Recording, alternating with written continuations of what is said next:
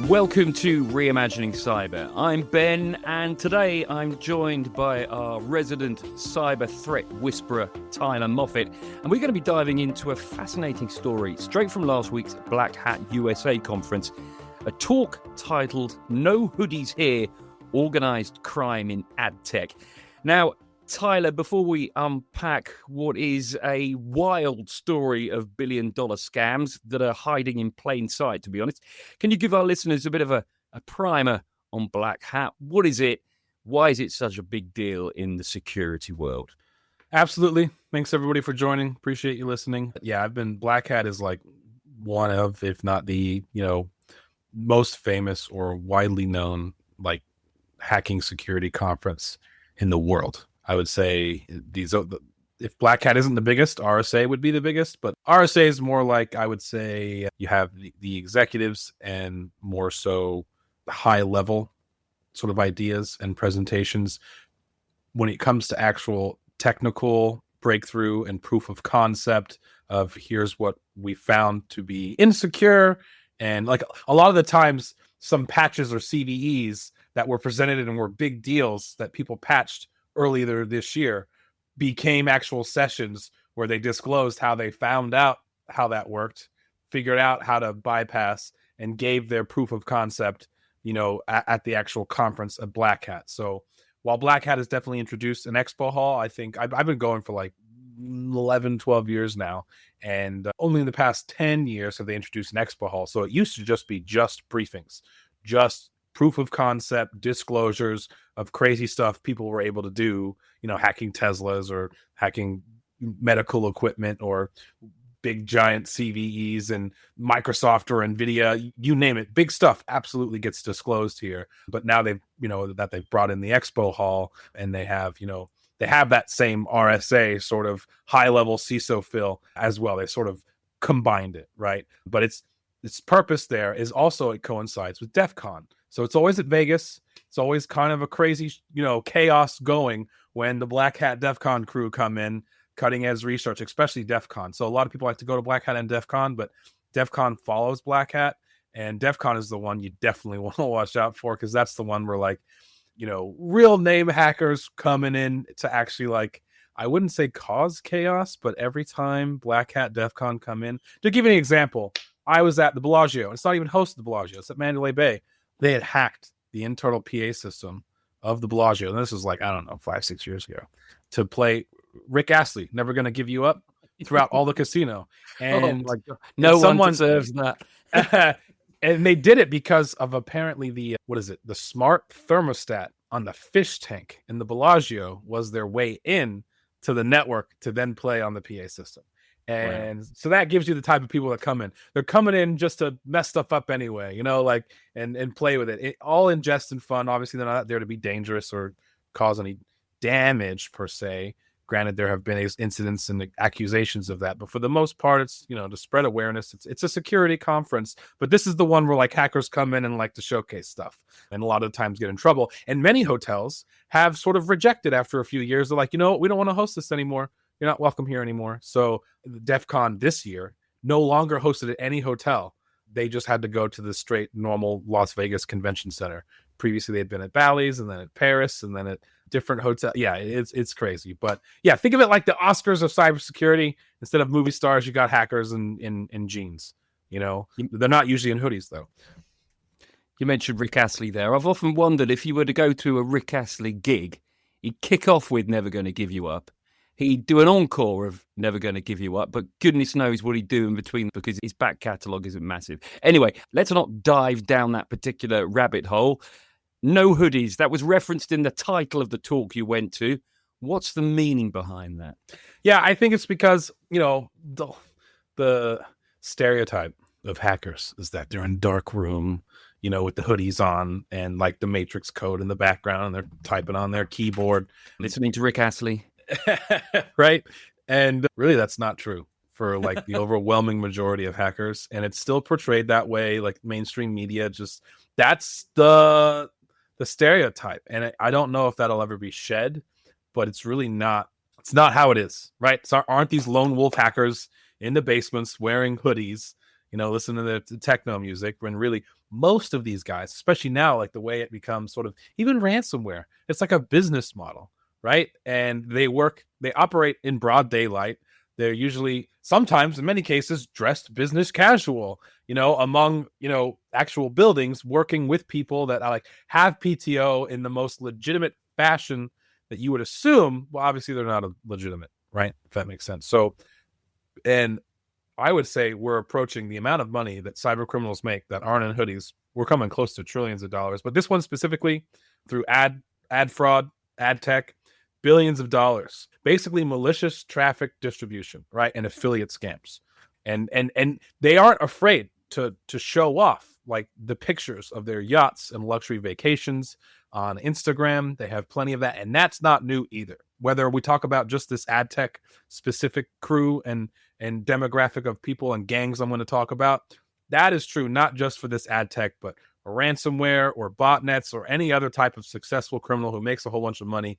They love showing it off. I've seen ones from Eastern Europeans and Russians who like show off like an 8-figure necklace they bought for their, like, what do you call it? Savannah cat. Like it's a cat that's like bred with a tiger, kind of like it's like a big giant kitten, if that makes sense. And then they have like ridiculous gold necklaces for it. So that's not new by any means, them stuff. So that's what we're talking about. These guys making so much money and showing it off and acting like it's legitimate when it's all scams.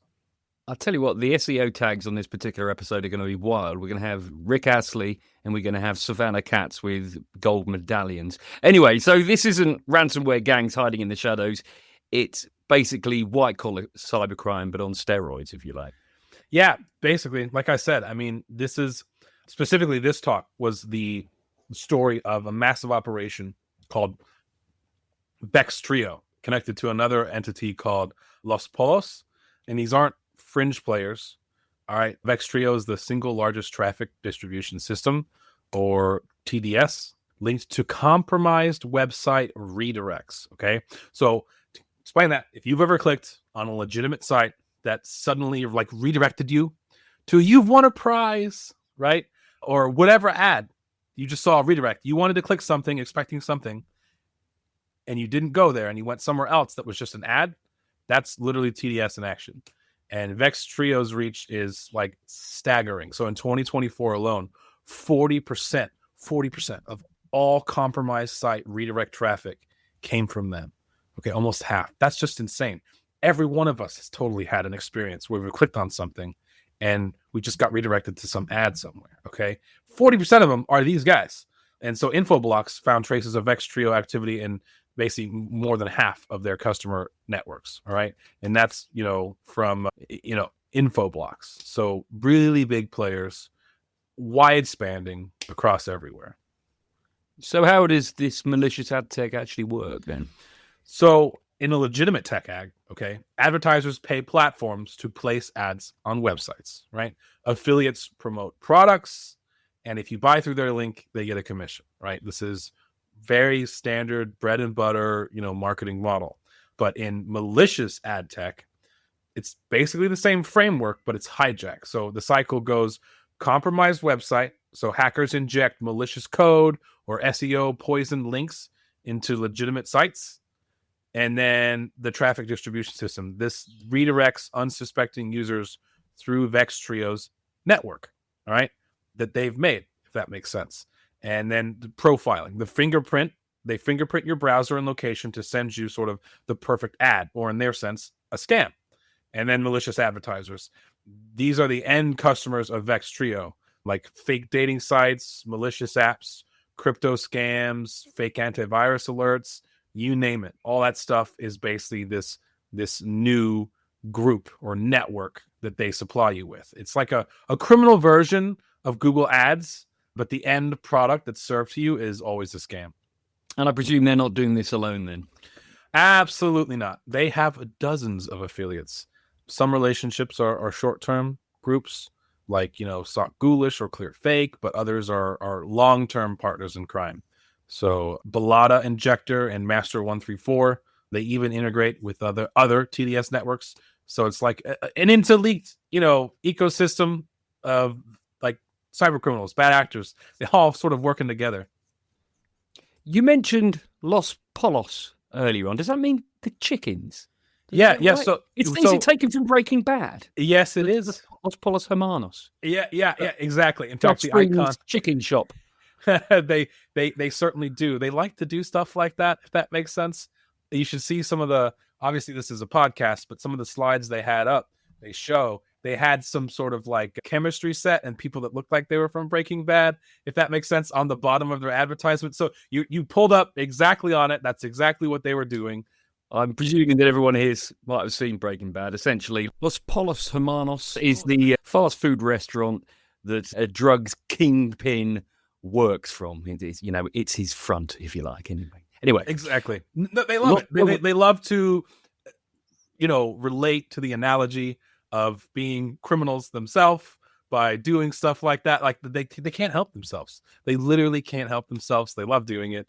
But as far as officially, Los Polos is a Swiss-based affiliate marketing company on paper. Swiss. Okay, it's Swiss. It's crazy. Swiss. I know, but it's just meant to look like a regular ad network. Okay, when in reality they're like the major broker for Vex Trios traffic, and they run platforms where affiliates can pick landing pages for scams, everything from fake dating apps, crypto investment sites, you name it. Infrastructure's pretty good. Like, if it looks official, it's slick, right? And they have, automatic link updates so that if one domain gets blocked, you just smart link seamlessly swaps to another active scam domain. Like, that really isn't a problem for them if somebody blocks their site because of whatever reason. They just pop open another, no big deal. This is starting to sound, if you like, a Fortune 500 company, but just illegal. Yeah, no, they're mimicking a lot of the same tactics. I mean, if it works and it makes money and you can skate by unnoticed, and a lot of people think that you're real, I mean, it makes sense, right? But they're backed by some very interesting characters. These investigators, the people that were showcasing all of this at the talk, there was 2 of them, they mapped out basically 2 main groups. So there's the Italians and the Eastern Europeans. So the Italians, I'll go with them first. Obviously, very flashy, well-connected, social media, like, friendly. They started out running legitimate mobile apps in like the Facebook boom of 2012. Then they pivoted into this AdTech empire. Then there's the Eastern Europeans. So more operationally skilled, right? And knowledge in the back end, strong technical chops, but they're better at hiding. And, only really a few are actually very visible. And those are the ones that are, showing off all their luxury lifestyles online. And not just like private jets, exotic cars, designer clothes, but like they took pictures of this giant, amazing jet. I don't even know what kind of jet it was, but it took them into like the stratosphere. I have no idea how much something like that would cost to like go basically almost into space, or technically in space, I guess. I don't know. But that's how much money they're making. They're just wildly overspending on things that nobody has really ever done. Crazy. And they're laundering all of this through micro companies. That's right. Yes. Yeah. Like basically 50 or so, like dozens of micro companies across multiple companies. They're all shell corporations, right? Holding companies, marketing agencies. It's like a spider web, where they blend the lines of legit and criminal on purpose. Like they work with real, legitimate businesses who are innocent, completely thinking they're, just being serviced ad tech and joining a correct ad servicing platform. 40% of all malicious redirect traffic came from these guys, so of course they are working with mostly legitimate people who think that they're working with legitimate company, right? Now, what kind of scams are we talking about here then? Go on. So tons of them, but most popular ones are like blank credit card submit offers. So basically like a scam page might advertise like a free iPhone for $2 shipping, or Lululemon, like leggings and stuff like that. Anything that's super popular that you can get just pay shipping, but on the back end, when you submit for a charge of $2 or $3, it charges you $100 and then it enrolls you into a subscription, if that makes sense, to be charged reoccurringly. Now, obviously, you might hear that and you're like, well, who signs up for that? Who would think they're going to get a free iPhone or Lululemon leggings for $2? It's just not. It's not going to happen. But people do fall for this still. wildly all the time fall for these scams. I'm sure you've heard of people falling for them. They still do. I agree. Most listeners here probably know if it's too good to be true, don't fall for it. But You only need a percentage to fall for them, I guess, don't you? yeah, exactly. And then fake apps, probably the biggest one. I think we've all seen this one. They get malicious or fraudulent apps into the Google Play. So through Bouncer, which is Google Play's sort of like security measure to try and make sure no malicious apps are on Google Play. But as we all know, there can be malicious apps on Google Play. It happens. And Apple stores, right? They're usually disguised. Here's the thing, though. It's a morph, too, from like 20 or 15 years ago when I was working at eSquad. These are disguised as spam blockers, cleaners for your phones, or VPNs, okay? Some will even charge you like a weekly or monthly to block spam, if that makes sense, or notifications you don't want on your phone. I'm sure most of us have like a grandma or a mother, whether you see their phone and then you're just like, you're getting texts and notifications and all these apps. Why did you download this? Why do you have this? And it's just spamming their phone like crazy, right? And so they'll have these apps that pretend to get rid of it. Well, they actually technically do, but they're the ones usually serving it. Most of the time, the spam itself that you're getting and notifications actually come from that fake app. And then when you pay for it, they get rid of it. So it's like they cause a problem and then get rid of it for you and then charge you for it. This is very, very similar. Maybe you guys remember like 2010-ish, 2007-ish, there was these fake antivirus apps on your computer, like going XP antivirus 2010. You have 210,000 viruses. Pay us and we'll get rid of it. You don't actually have any viruses other than that malware right there that was causing those fake notifications of malware, which weren't even there. Like it causes a problem and then charges you money to get rid of the problem it caused. This is a story as old as time, I guess, with technology. And then the last one is push notification scams. So you get bombarded with fake alerts and then offered the app store to stop them, and which actually keeps the scam going, right? These tactics they're fairly smart, they're very scalable and incredibly lucrative for how much they charge just to solve things they caused themselves. This is going to take a huge, serious investigation to unravel, I guess. It does. Like the Infoblox team, they did some creative like security, like SecOps and open source intelligence, even baiting these actors on LinkedIn to see who would bite. And they learned to screenshot everything because the criminals actively scrub the Internet Archive when they've been exposed. And this is something I was interesting that I learned there.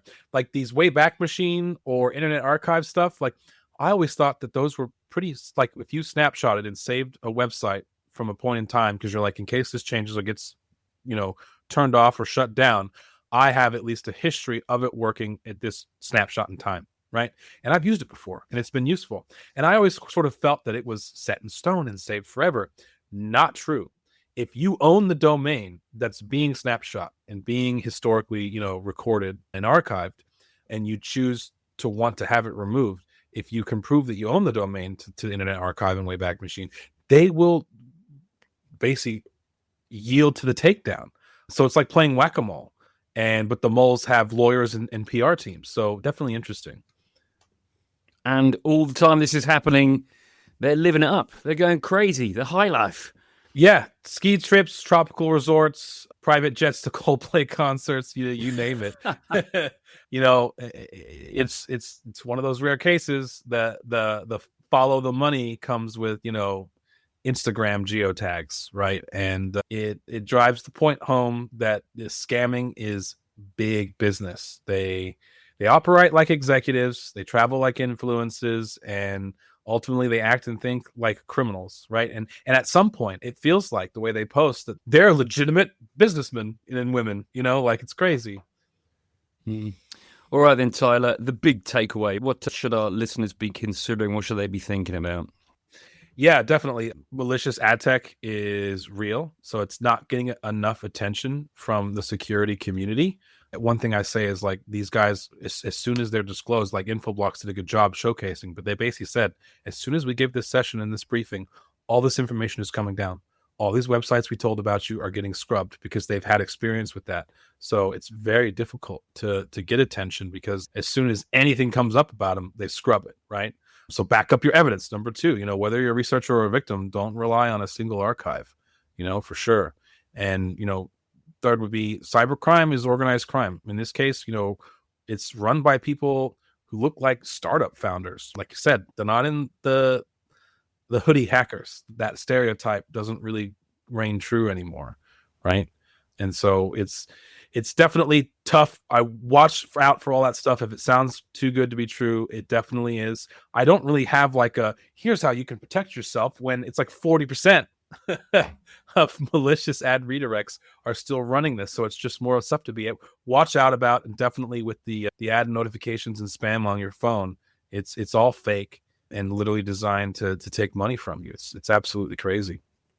Tyler, fantastic. Thanks for breaking that one down. I guess it's the kind of talk that reminds us that the cybercrime world isn't just about ransomware and data breaches. It's the legitimate industries we trust that can be the most compromised. Absolutely. And if those of you listening, if you're in ad tech, maybe want to double check and do some scraping, research on your partners. And also, before you go, do remember to rate and review the podcast, subscribe and follow as well. Tyler and I are just off now to post some images of us on a private jet dancing with Rick Astley. So goodbye.